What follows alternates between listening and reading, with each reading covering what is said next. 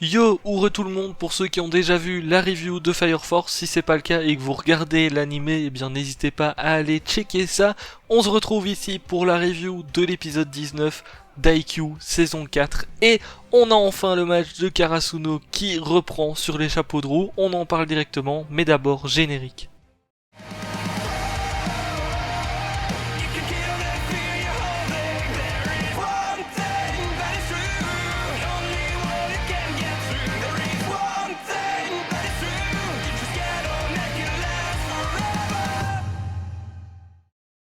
Le match du coup entre Karasuno et Inarizaki reprend et eh bien ça fait plaisir, tout simplement. Ça fait plaisir, on a eu deux petits épisodes qui montraient un autre match, là on reprend les choses sérieuses et tout ce qu'on peut dire c'est que pour Karasuno c'est très compliqué. C'est vrai que déjà le premier set, eh bien on a vu qu'ils avaient eu quelques complications mais finalement ils s'en étaient sortis.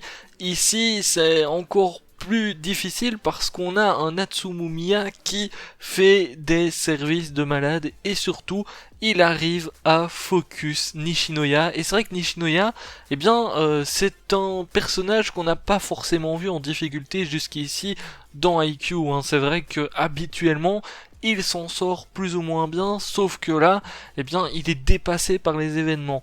Et j'ai trouvé ça cool de voir justement un petit peu sa réaction par rapport à tout ça, parce que c'est vrai que on apprend encore à découvrir certains personnages, hein. On l'a déjà vu avec Tanaka, ici c'est au tour de Nishinoya, et on n'a pas l'habitude de le voir comme ça. Ce qui est cool par contre, c'est que du côté de Karasuno, on sait que la plupart, ils n'abandonnent jamais, et c'est ce qui se passe finalement avec Nishinoya, parce que malgré les difficultés, malgré qu'il ait du mal à rattraper les ballons, etc., eh bien il arrive toujours à se motiver, à rester dynamique, et à reprendre un petit peu le dessus, et c'est ce qu'il arrive bien évidemment à faire dans cet épisode. Donc à ce niveau-là, c'est vrai que c'était plutôt cool. Et puis ça nous montre aussi que l'air de rien, Inarizaki, ils ont pas tout montré, parce que c'est vrai que vu le premier set, on peut se dire qu'ils ont montré à peu près tout ce qu'ils savaient faire et qu'on va juste avoir finalement une fin de match assez serrée. Mais ici, c'est pas du tout le cas parce que ils arrivent encore à trouver certaines failles chez leurs adversaires et c'est justement grâce à ça qu'ils arrivent à prendre le dessus sur Karasuno.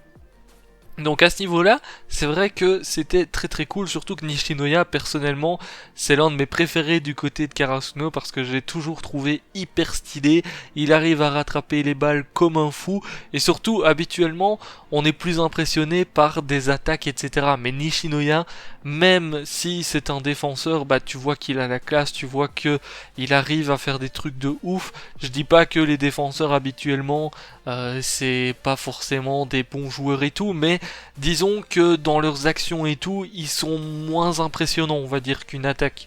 Et ça a été, en tout cas je trouve que niveau défense dans IQ, il les montre un petit peu moins. Alors il les montre, mais parce qu'on a déjà eu des grands moments avec Nishinoya, mais globalement on voit beaucoup plus ce qui se passe du côté des attaquants, et au niveau des défenseurs, bah oui c'est moins impressionnant.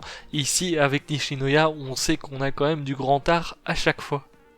Seconde partie d'épisode, on est un petit peu plus dans l'action, même si c'était déjà le cas en soi jusqu'ici, mais là on enchaîne énormément. Ce que j'ai kiffé, c'est qu'Inarizaki, on pensait qu'ils avaient donné quand même une bonne partie de tout ce qu'ils avaient, et finalement on était bien loin du compte, parce que quand tu vois entre les services de Miya, Alan, donc si je me trompe pas sur son nom, c'est Ojijo Alan, un truc comme ça, qui fait des frappes assez incroyables. Rintaro, le mec avec les cheveux en pétard qui arrive à utiliser tout son corps pour bouger sur le côté.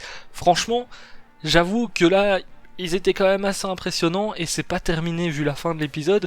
Du côté de Karasuno, ça se réveille aussi. Il suffit de voir les services de Kageyama. Très chaud d'ailleurs Kageyama au niveau des services, hein. Il y a un service, le tout premier qu'il fait, il envoie un boulet de canon, j'ai eu l'impression de sentir la balle passer devant moi en fait. J'ai eu l'impression de sentir la balle passer devant moi, et ça je kiffe parce que t'as vraiment l'impression que ils sont au maximum à chaque fois, sauf qu'en fait c'est pas du tout le cas. Parce que même quand t'as l'impression qu'ils sont presque au max, boum, ça relance d'un côté ou de l'autre, et du coup le match devient de plus en plus intéressant, et je pense que le prochain épisode, à mon avis, Karasuno, bon, je pense qu'ils vont perdre là, ils vont commencer à perdre avant de se relancer, je pense, parce que on a le mec aux cheveux gris et noirs, alors je sais plus son nom, de Inarizaki qui débarque sur le terrain, et lui, il suffit de voir en fait. Genre quand il débarque, boum boum, il fait aller sa petite plaque là avec son numéro sur le banc. Même l'équipe d'Inarizaki, ils se sont retournés en mode ouf. Genre tu l'as senti en fait. Dès qu'il a posé sa plaque sur le banc, t'as senti que l'air du match allait changer tout simplement. Et là, je suis hyper impatient de voir la suite parce que le match il augmente en intensité. Je pense qu'on va bientôt atteindre le maximum au niveau de tout ce qu'ils savent faire. Et là, ça risque d'être assez incroyable, ça va envoyer du pâté.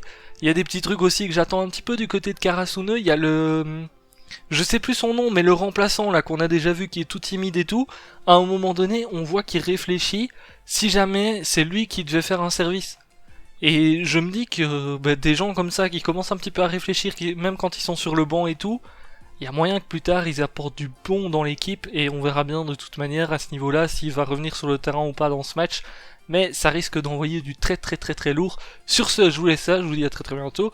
N'oubliez pas le petit pouce bleu si la review ça vous a plu. N'oubliez pas de donner votre avis sur l'épisode bien évidemment en commentaire. Ciao, ciao.